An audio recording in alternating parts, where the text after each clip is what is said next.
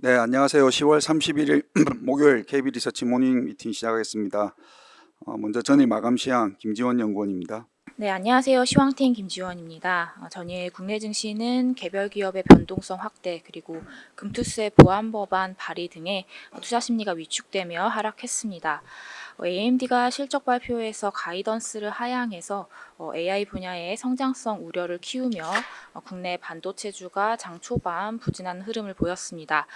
다만 SK 하이닉스는 상승 반전해 마감했고 삼성전자는 외국인 순매수가 이어지지 못하면서 하락했습니다.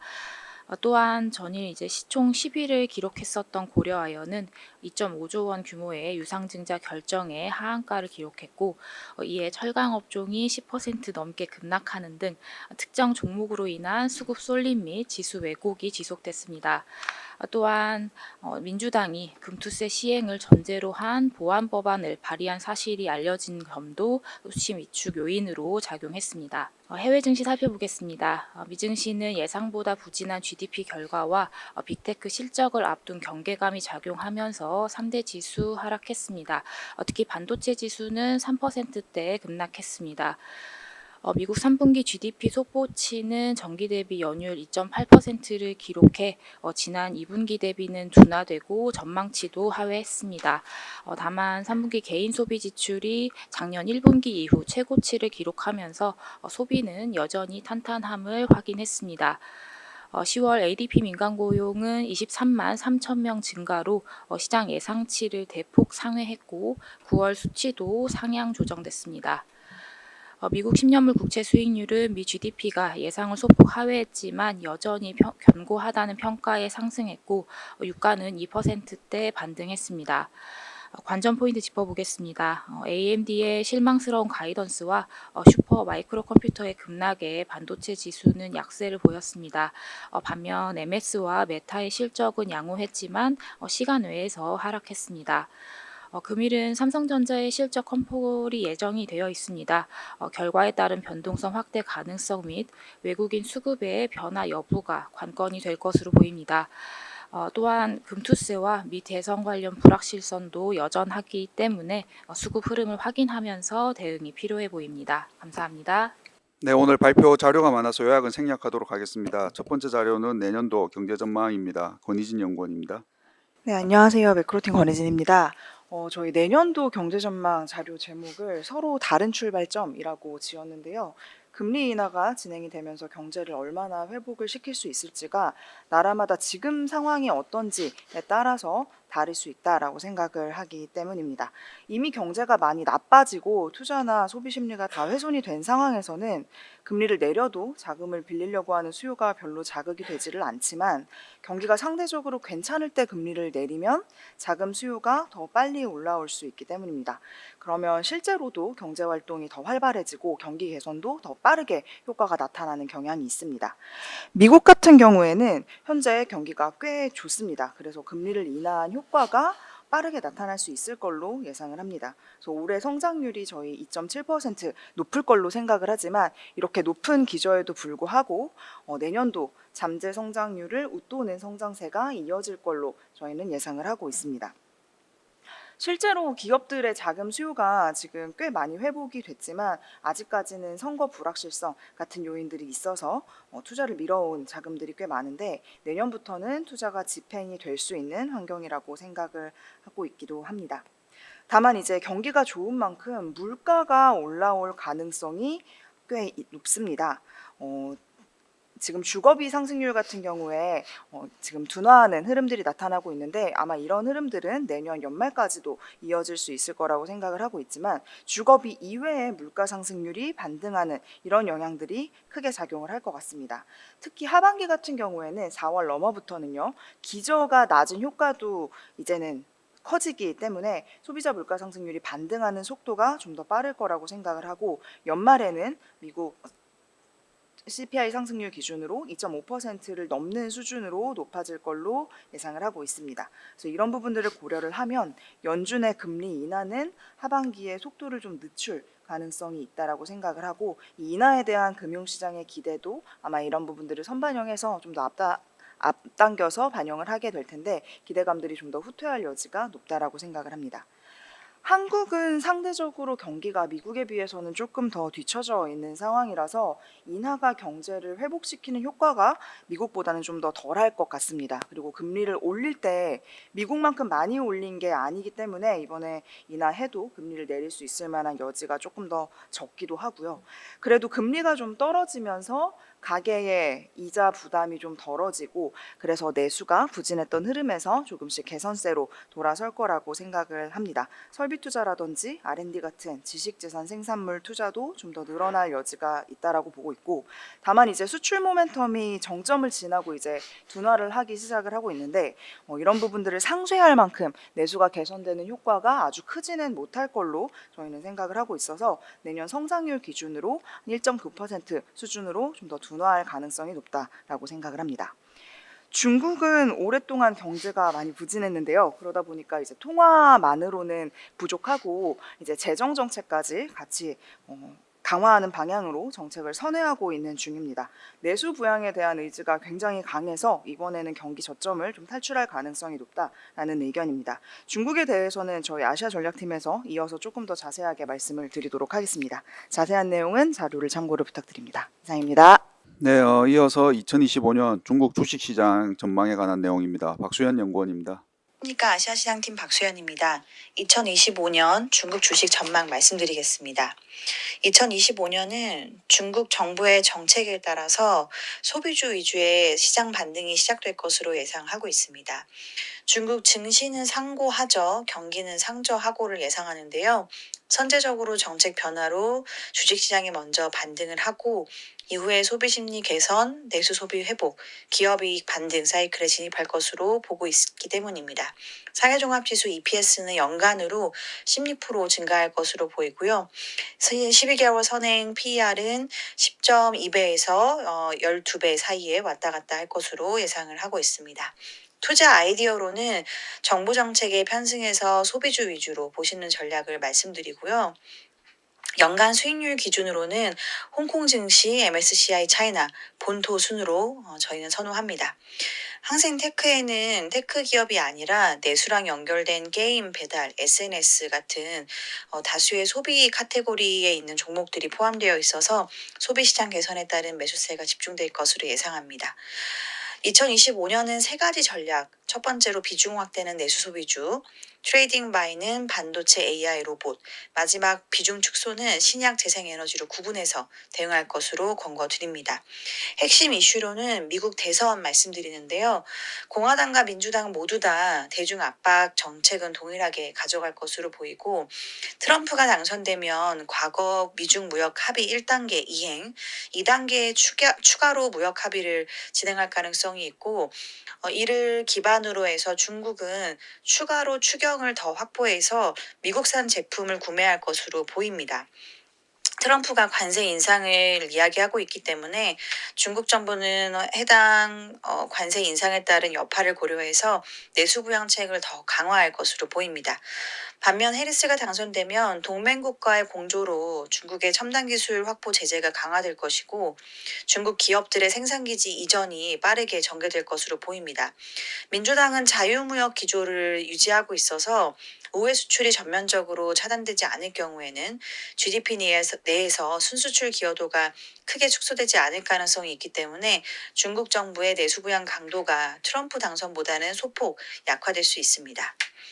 리스크 점검은 크게 대내 대외적으로 나눠서 말씀을 드리고 대외적으로는 미중 갈등과 인도의 역할 확대 이런 것들은 오히려 중국의 내수 부양이 더 중요해지는 것들과 연결이 되기 때문에 앞서 말씀드린 트럼프랑 연결해서 보면 오히려 중국과 미국과의 충돌이 강화될수록 중국 안에서 내수 부양의 의지는 더 강화될 수 있다라고 보고 있고 대내적으로는 중국이 공동부유랑 연결되어 있는 이 내부 산업 규제들은 고용 창출을 오히려 저해하는 방향이기 때문에 내년에는 이러한 내수 부양을 위한 산업 규제는 강화될 가능성은 상당히 낮다라고 보고 있습니다.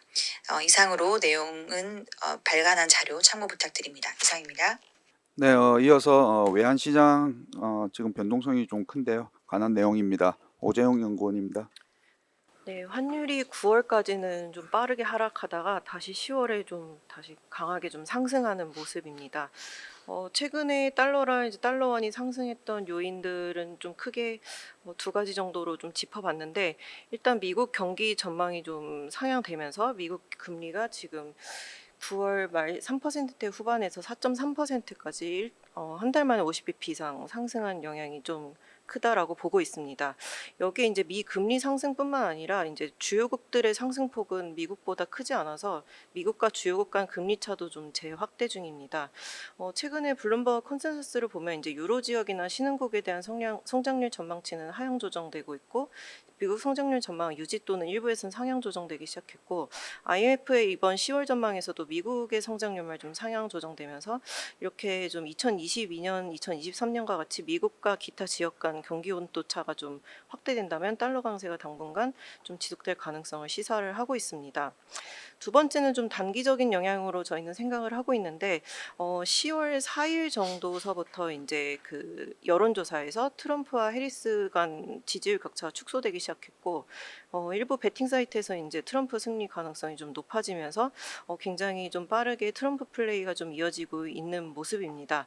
어느 정도까지 왔냐라고 보면 저희가 이제 이전 자료에서는 일단은 그 트럼프가 당선된다고 하더라도 좀 장기 영향은 제한적이고, 결국에는 매크로 환경이나 좀 통화 정책 이런 것들이 좀 영향이 클 거다라고 생각을 하고 있고, 단기적으로는 보면 2016년에 미 대선 직후에 이제 두 달간 달러가 5에서 6% 상승했었는데, 지금 10월 4일 기점으로 보면 한 1, 2% 정도 상승을 했고, 단기적으로는 추가적으로 한 1, 2% 정도 상승 가능성은 열어둘 필요는 있겠지만, 결국에는 그 랠리가 단기에 그치고 좀 하락할 가능성을 저희는 높게 보고 있습니다. 이어서 달러원이 이제 1,380에서 1,490원 레인지에 다시 들어왔는데, 여기에는 이제 대외적인 영향이다 엔화 약세, 북한 지정학적 리스크 등이 좀 모두 작용한 모습이고, 원래 좀 빠르게 달러원이 그래도 지난해부터 펀더멘탈이 개선됨으로써 좀 하락하지 않을까라고 생각했었는데, 지금 보면 하락하지 못한 모습에서 국내 지표들이 조금씩 꺾이는 모습들이 나오고 있어서, 저희는 당초 이제 4분기 전망 그리고 2025년 전망치를 조금씩 상향 조정을 했습니다.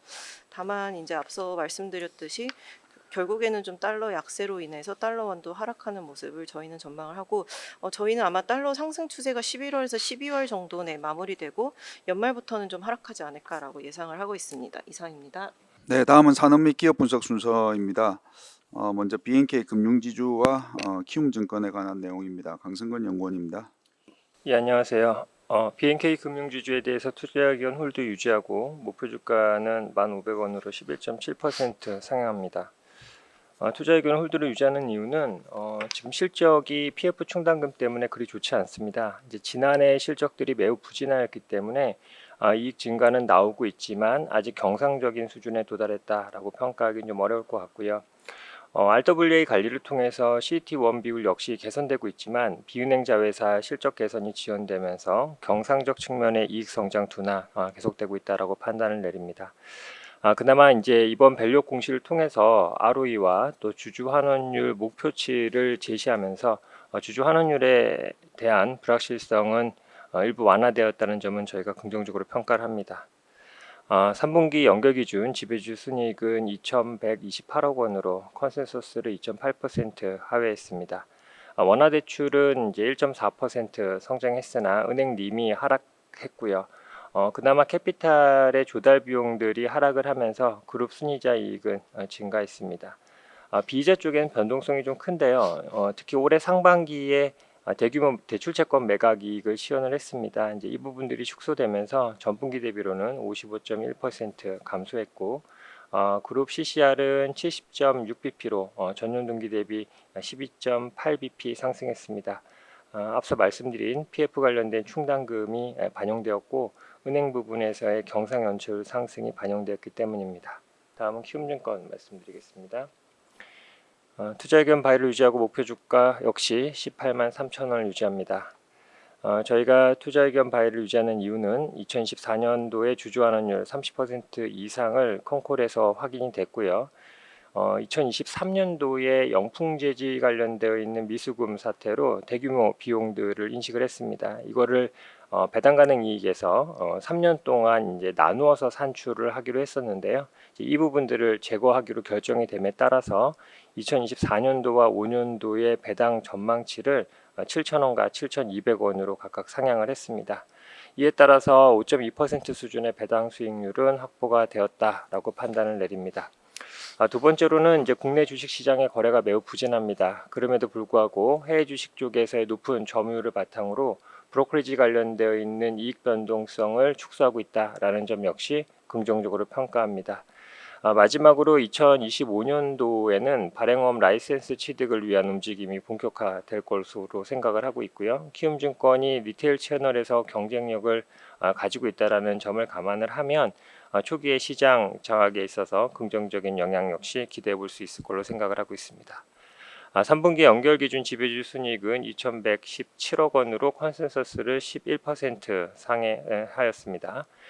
해외 주식 관련된 수수료가 예상치보다 잘 나왔고요. IB 실적 역시 기대치를 상회하였기 때문입니다. 브로커리지 관련된 이익 8.8% 감소했는데요. 해외 주식 수수료는 무려 전년 동기 대비해서 79.3% 증가했습니다.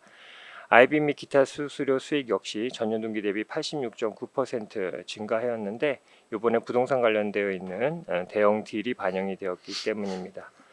트레이딩 및 상품 손익 역시 큰 폭으로 증가를 했습니다. 지난해에는 주식시장 하락이 있었고 금리 상승에 따른 평가 손실들이 반영이 되었는데 이에 따른 기저효과들이 반영이 되었기 때문입니다. 아직 부동산 PF 관련된 익스포저는 남아 있습니다. 특히 저축은행과 캐피탈 자회사의 부동산 PF는 리스크가 여전히 남아있는 요인이다라고 생각을 하고 있고요. 올해 연말까지는 좀 영향이 존재할 걸로 생각을 합니다. 하지만은 증권이 보유하고 있는 PF 관련되어 있는 리스크는 상대적으로 좀 적다라고 판단을 내리고 있습니다. 이상입니다. 네, 다음은 삼성물산과 대우건설 관련된 자료입니다. 장문준 연구원입니다. 네, 삼성물산 물산 투자의견 바이 목표주가 19만 원으로 목표주가를 소폭 하향했습니다. 주된 이유는 상장 지분 가치, 삼성전자를 비롯한 상장 지분 가치 하락 때문이고요. 3분기 실적은 영업이익 7,300억 원으로 시장 기대치를 소폭 하회했습니다. 바이오 부분은 계속 이익을 성장하고 있는데 관계사 물량 감소에 따라서 건설 부분 매출이 급감했기 때문입니다. 당분간 관계사 투자 속도 조절에 따라 실적 외형에 부담이 될 것으로 보고 있고, 다만 투자자들의 관심은 단기 실적보다는 회사의 주주환원 관련 메시지에 조금 더 집중이 되어 있는 상황이라고 보고 있습니다. 다음은 대우건설 실적 리뷰입니다. 투자의견을 홀드로 하향하고 목표주가 4,100원을 제시합니다. 3분기 실적이 영업이익 600억 원으로 쇼크를 기록을 했습니다. 주택사업 관련 각종 비용이 지속적으로 발생하는 가운데 해외에서도 추가적으로 비용이 나왔기 때문인데요. 내년 하반기 주택 원가율이 본격적으로 개선되기 전까지는 당분간 업종 내에서 투자 매력이 두드러지지 않을 것으로 판단하여 투자 의견을 하향하였습니다. 업황 부진이 실적뿐만 아니라 재무구조에 동시에 부담을 주는 상황이라고 보고 있고요. 원가율 개선과 현금 흐름 개선이 확인될 필요가 있겠습니다. 네, 다음은 삼성 SDS에 관한 내용입니다. 김준섭 연구원입니다. 예, 안녕하십니까. 통신 IT 서비스 담당 김준서입니다. 삼성 SDS가 어제 실적 발표를 했는데요. 관련해서 관무리할 포인트들을 몇 가지 말씀드리도록 하겠습니다. 이에 앞서서 삼성 SDS에 대한 투자 의견 바이 목표 주가 20만 원을 리마인드 드리도록 하겠습니다. 일단 그 실적 같은 경우에는 영업이익 2,500억 원으로 저희 KB증권 추정치와 시장의 컨센서스를 대폭 상회를 하였는데요. 그 이유는 클라우드 매출액 증가가 주요했다라고 판단합니다. 전년 동기 대비해서 35%, 직전 분기 대비해서도 14%가 늘어났는데요. 이 클라우드 매출액 자체는 이익성이 기존 IT 서비스 대비해서 높기 때문에 영업이익을 견인했다라고 판단을 하고 있습니다. 사실은 이 클라우드 사업이 왜 성장했느냐에 포커스를 둬야 된다라고 생각을 하는데요. 그 이유는 CSP와 MSP 모두 AI의 영향을 받았다라고 생각이 됩니다. 아무래도 AI를 사용하기 위해서는 GPU 자원이 이제 필수적이고요. 그렇기 때문에 삼성 SDS가 제공을 하고 있는 GPU as a 서비스, 그러니까 GPU를 빌려 쓰는 비즈니스 모델이죠. 이에 따라서 CSP 매출액, 클라우드를 빌려 쓰는 매출액 자체가 이제 크게 증가를 하였다. 그래서 전년 대비, 추정치 대비해서도 13% 높게 나왔다라고 볼 수 있겠습니다. 거기에 MSP 사업 역시도 주요했다라고 판단을 하는데요. 지금 기업 고객들을 중심으로 해서 생성형 AI를 도입하기 위한 수단으로 삼성 SDS의 패브릭스 플랫폼을 구축하는 프로젝트들이 많이 시행이 되고 있는 것으로 확인되고 있습니다. 이에 따라서 저희 추정치 대비해서 13% 성장한 2,900억 원의 매출액을 나타냈기 때문에 결국에는 클라우드 실적이 좋았는데 그 이유는 AI가 이끌었다라고 판단이 됩니다. 여기에서 저희가 이제 4분기 실적을 어떻게 봐야 되느냐 사실은 중요한 포인트일 것 같은데요. 일단 4분기에는 전력 요금 인상이라든지 3분기에 못했던 캐펙스 집행 이런 것들이 분명히 이슈가 되긴 했었습니다. 그렇지만 저희는 기존 컨센서스 대비해서도 상회한 실적을 보일 것 같다라고 예상을 하는데요. 그 이유는 클라우드 중심의 외형 성장을 기대하고 있기 때문입니다. 삼성 SDS에 대한 투자 의견 바이 목표 주가 20만 원 다시 한번 말씀드립니다. 자세한 내용 리포트를 참고하시면 좋겠습니다. 이상입니다. 네, 다음은 포스코 홀딩스 실적 자료입니다. 최영현 연구원입니다. 네, 포스코홀딩스 투자 의견 바이 유지하지만 목표 주가를 2.1% 하향 조정합니다. 이제 2차 전지 부분이 이제 램프업이 시작되면서 저희는 이제 감가비 부담이 늘어날 거라고 생각을 해서 수익성이 오히려 악화될 것이다라고 보고 있고요. 그리고 이제 전기 요금 인상에 따른 비용이 연간 약 800억 정도 증가를 할 것이다라고 생각을 하고 있습니다. 3분기 실적 같은 경우는 이제 영업이익이 컨센서스를 8% 하회했는데 철강과 2차 전지가 계속해서 시황이 부진한 영향입니다. 4분기 같은 경우는 철강 판매량 늘어날 것이라고 예상을 하고 있긴 하지만 여전히 여파는 어렵고요. 그리고 이제 고정비 부담도 늘어나기 때문에 수익성이 조금 더 3분기 대비해서는 악화되지 않을까라고 생각을 합니다. 지금 포스코홀딩스 이번 실적에서 좀 주요했던 거는 이제 인도에 일간 제철소를 짓겠다라고 발표를 했는데 이제 인도가 수요가 높다라는 건 알고 있지만 이제 캐펙스 부담이 있는 것도 사실입니다. 하지만 현재 저희가 예상했을 때는 약 한 4조 정도 이제 집행이 될 것으로 생각을 하는데 실투자로 집행되기까지는 2년 이상 소요될 것이라고 생각을 하기 때문에 지금 저희는 캐펙스 투자를 2025년까지는 2차 전지 그리고 그 이후로는 철강이 될 것이다라고 생각을 하고 있습니다. 이상입니다. 네, 다음은 삼성 SDI와 포스코 퓨처엠에 관한 자료입니다. 이창민 연구원입니다. 아이트리스 이창민입니다. 삼성 SDI 투자 의견 바이와 목표 주가 50만 원 유지하도록 하겠습니다. 전일 종가 기준 상승률은 53% 수준입니다. 사업부 매각 고려한 실적은 컨센서스를 상회했습니다. 중대형 EV전지 같은 경우는 출하량 13% 증가했고 반면 이제 ASP는 -10% 하락해서 전분기 대비 소폭 상승에 그쳤습니다. 그리고 소형전지 같은 경우는 부진한 판매 흐름이 지속이 되고 있고 전자재료 같은 경우는 성수기 효과를 누리는 올레드 사업부 실적 호조 때문에 수익성이 대폭 개선되었습니다. ESS 전지 실적이 가장 눈에 부각되었는데요. 어닝 서프라이즈를 기록을 했습니다. 전분기 대비 출하량 30% 개선, 영업이익률도 5%포인트 개선되었습니다. SDI 2차전지 업종 탑픽 관점 유지하도록 하겠습니다. 소형전지 사업 부진한 흐름은 아쉽지만 EV 향 그리고 ESS 향으로 업사이드 모멘텀이 있다고 판단하고 있기 때문입니다. 먼저 ESS 같은 경우는 미국 중심으로 AI 향 전력 수요가 급증한 영향으로 강한 수요 지속되고 있어서 내년에 이제 풀캐파 가동이 1년 내내 가능할 것으로 전망하고 있습니다. 영업이익 전년 대비 194% 증가 전망하고 있고요. EV용 전지 같은 경우는 유럽은 CO2 배출 규제의 강화 영향, 그리고 미국은 스텔란티스 JV 공장 가동으로 NPC 순회효과 본격화되는 것 긍정적입니다. 다음으로 포스코 퓨처에 말씀드리도록 하겠습니다. 투자액 바이 목표 주가 32만 원 유지하고 전일 종가 기준 상승 여력은 40% 수준입니다. 3분기 실적은 일회성 손익 제외하면 컨센서스 부합했습니다. 양극재 쪽에서 재고평가 손실이 223억 원 발생을 했는데 이 부분을 제외하면은 하이니켈 비중이 올라가면서 어제 ASP가 4% 상승한 점 때문에 실적이 나쁘지 않았습니다. 다만 음극재는 FEOC 적용이 2026년으로 유예되면서 수요가 급감해서 출하량이 반토막 났고 당분간 부진을 피하기 어려울 것으로 전망을 하고 있습니다. 포스코 퓨처엠 2025년 실적은 영업이익률 4%, 영업이익 전년 대비 208% 증가 전망을 하고 있습니다. 일단 음극재 사업부에 대해서는 25년까지는 큰 기대를 하기 어려울 것 같습니다. 다만 양극재 같은 경우는 삼성 SDI가 앞서 말씀드린 북미 공장 가동하면서 NCA 출하가 이제 거의 3배 수준까지 확대될 거로 전망을 하고 있기 때문에 이 NCA 중심으로 양극재 출하량 증가를 기대하고 있어서 긍정적 투자 의견 유지하도록 하겠습니다. 이상입니다. 네, 다음은 넥센타이어 자료입니다. 강성진 연구원입니다. 안녕하세요. 자동차 부품 담당 강성진입니다. 넥센타이어 3분기 실적에 대한 코멘트 말씀드리겠습니다. 저희는 투자 의견을 8,900원으로 기존 대비 6.3% 하향하고 투자 의견은 바이로 유지를 하겠습니다. 원재료 가격 상승 요인이 예상보다 강하게 나타나고 있는 것을 보여줘서 24년, 25년 영업이익을 다 하향했고 이것이 목표 주가를 낮춘 요인입니다. 3분기 영업이익이 523억 원 나왔습니다. 1년 전 대비 25% 줄었고요. 시장 컨센서스를 21%, 저희 전망치를 9% 하회를 했습니다.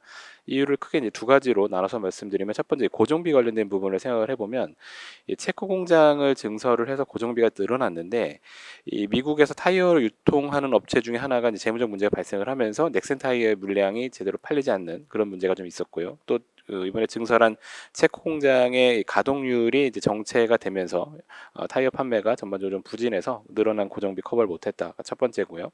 두 번째는 컨테이너 운임이 상승을 했고 고무 가격이 상승을 해서 원재료비나 물류비 모두 다 증가한 반면에 판가가 이를 전가한 만큼 충분하게 상승하지 못했습니다. 그래서 두 가지 이유 때문에 영업이익이 예상보다 부진한 그런 모습을 보였습니다. 이 미국 유통업체의 문제는 이제 다른 유통업체를 이용하게 됨으로써 일부 해결이 될 거로 보여지고 체코 신규 설비도 이제 휴가철 끝났기 때문에 가동률 올라갈 거로 보여져서 판매가 좀 회복될 거로 보이기는 하는데 저희가 계산해 보니까 아직까지도 원가에 이 변동비 쪽에서 추가 반영될 요소가 많이 남아 있어서 영업손익은 좀 제한적으로 개선될 전망이고요. 저희는 이러한 원재료 단가의 상승 그리고 이제 체코 공장 가동률이 예상보다 좀 느리게 올라가고 있는 이런 부분을 감안해서 올해 내년 영업이익 전망치 각각 0.6, 2.4%씩 하향 조정했습니다. 이상입니다. 네, 다음은 세트랙 아이에 관한 자료입니다. 한유건 연구원입니다. 네, 세트랙아이 3분기 잠정 실적 나와서 말씀드리겠습니다. 3분기 실적은 매출액 440억, 영업이익 8억 원으로 이제 흑자 전환에 성공을 했습니다. 고수익성의 기수주 프로젝트 실적 인식이 확대가 되면서 흑자 전환에 이제 성공을 했는데요. 상반기, 하반기 각 두 차례 총 2,740억 원에 이르는 대규모 수주 계약에 이제 성공한 바가 있습니다. 3분기부터 이제 해당 프로젝트 초도 매출 인식이 이제 시작될 것으로 지금 전망을 하고 있고 지금 현재 백로그는 창사 이래 5천억 원에 이를 정도로 이제 상당히 탄탄하게 보유 잔고를 가지고 있습니다. 그리고 4분기는 이제 계절적 성수기에 해당하기 때문에 4Q에는 큰 폭의 매출 성장을 기대하셔도 좋을 것 같습니다. 그리고 이제 우려하시는 자회사 비용 구조는 점진적으로 개선 중인데요. 2분기부터 이제 비용 구조가 이제 개편이 되고 있습니다. 개발비 그리고 인건비 비중 높은 항목들이 아마 점진적으로 감소가 될 것으로 보고 있습니다. 그리고 이제 자체 위성 발사 프로젝트 스페이스 IT 모델 같은 경우에는 최근에 개발이 완료가 됐습니다. 그래서 내년 초 발사 예정인데 발사차 계약은 스페이스X와 이미 계약을 맺어 놓은 상황이고요. 총 4기의 위성 개발을 목표로 하는데 자체 운용에 2기 그리고 글로벌 고객 대상 판매가 2기 이런 쪽으로 이제 나아갈 것으로 보고 있습니다. 그래서 발사 성공 시에 위성 사업하는 부분에 있어서 운용과 분석에 있어서 시장 내에서는 독보적인 어떤 경쟁력 확보가 예상이 됩니다. 자세한 내용은 보고서 참조 부탁드립니다. 네, 오늘 마지막 자료 미국 기업 서비스나우에 관한 자료입니다. 김세한 연구원입니다. 안녕하세요. 미국 주식 중국 담당 김세환입니다. 서비스나우의 실적이 예상보다 괜찮게 나왔고 저희는 성장을 이어갈 것으로 생각을 하고 있습니다. 일단 체크 포인트를 한 3가지만 꼽아보면 먼저 총 가입자 수가 일단 증가하고 있습니다. 두 번째는 향후 12개월 적용 매출 CRPO도 20% 성장이 나타났고요. 세 번째는 AI 관련된 굉장히 많은 플랫폼을 출시를 하면서 AI 트렌드도 이어가고 있습니다. 주가적인 측면을 살펴보면 일단 저희는 장기익 성장성을 반영한 멀티플이 지금 2.5배 정도라서 상대적으로 높습니다. 그래서 주가 변동성은 나타날 수는 있지만 그래도 이번에 CEO가 이제 2019년에 교체가 됐죠. 빌 맥더맷이 S&P 500에서는 뭐 연봉 탑 5 안에 드시는 분인데 어쨌든 CEO가 지금 자사주 매입을 개시를 하면서 생각보다 지금 높은 ROE가 유지가 되고 있습니다. 26% 정도가 유지가 되고 있고 향후 매출 성장성을 반영한 기업 가치도 상대적으로 저평가되어 있어서 저희는 운용 비중 확대를 제시를 드립니다. 이번 실적을 간단히 살펴보면 매출은 전년 동기 대비 22%, EPS는 27% 증가를 했고요. 분기 동안 2억 3천만 달러의 자사주 매입을 시행을 했습니다. 영업이익률도 전년 동기 대비는 4.8% 증가해서 14.9%를 기록을 했고 100만 달러 이상을 지불하는 ACV 고객은 14% 증가했습니다. CRPO는 26% 정도 증가했고 내년에도 계속 계약을 유지하겠다. 재계약률이 98% 정도에 나타나면서 굉장히 높은 성장이 나타났고요.